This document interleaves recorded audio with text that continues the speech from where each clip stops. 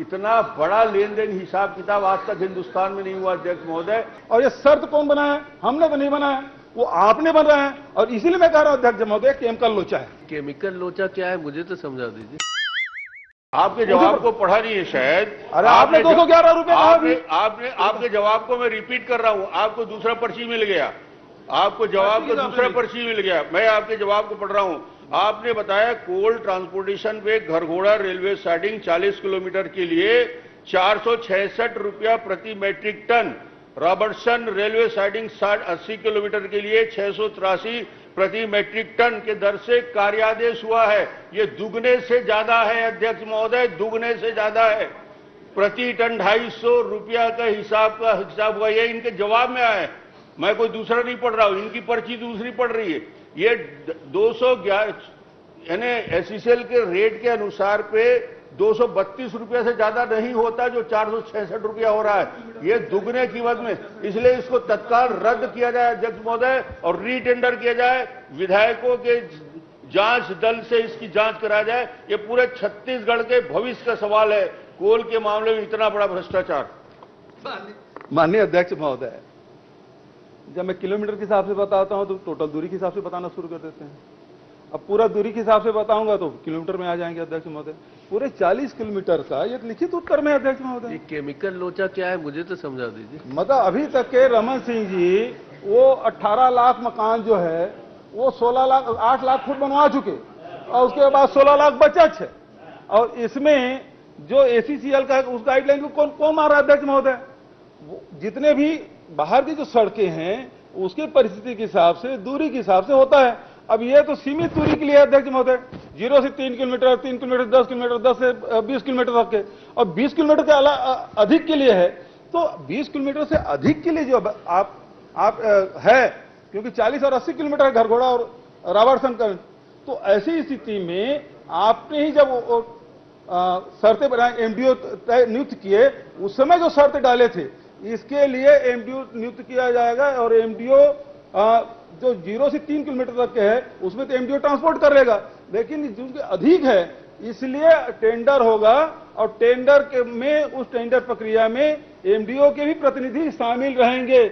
ये आप पूरा जो एमडीओ नियुक्त किया उस समय सारे शर्तें हैं। और ये शर्त कौन बनाया? हमने तो नहीं बनाया, वो आपने बनाया है। और इसीलिए मैं कह रहा हूं अध्यक्ष महोदय, केमिकल लोचा है। माननीय अध्यक्ष महोदय, जवाब इस बात का आ जाए कि जब इतना बड़ा भ्रष्टाचार का मामला सामने आ गया है तो जांच के लिए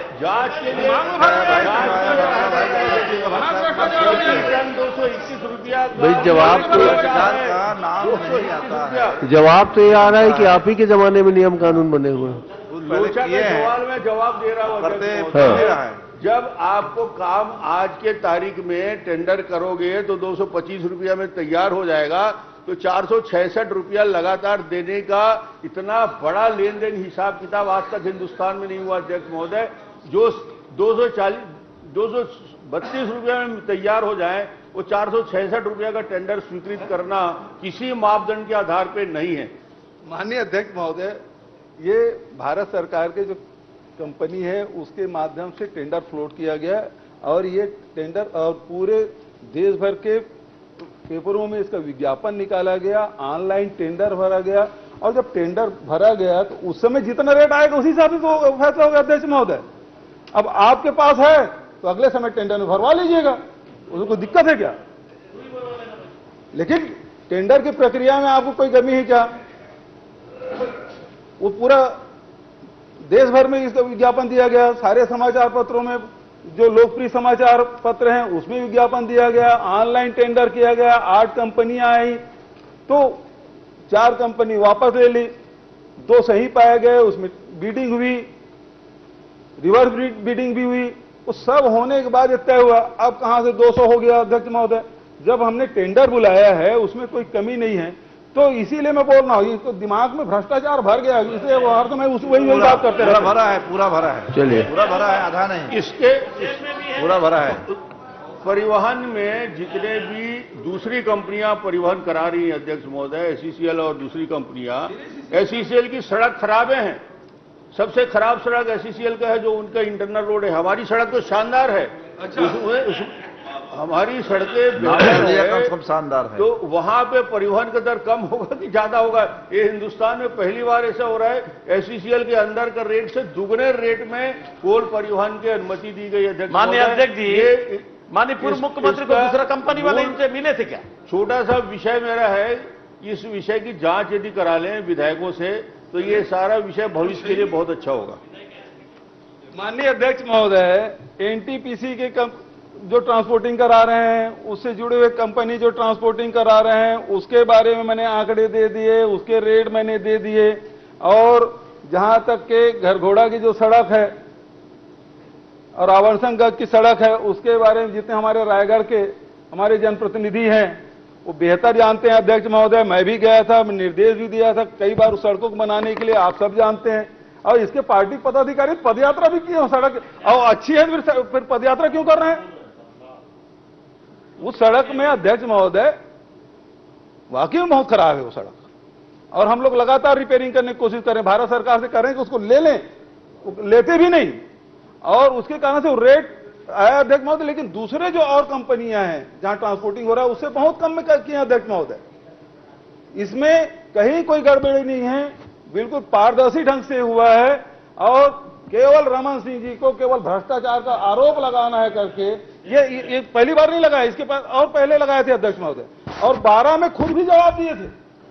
देवजी पटेल ने प्रश्न किया था और रमन सिंह जी ने इस मामले में इसी संबंध में प्रश्न लगाया था, उसका जी भी जवाब दिया था।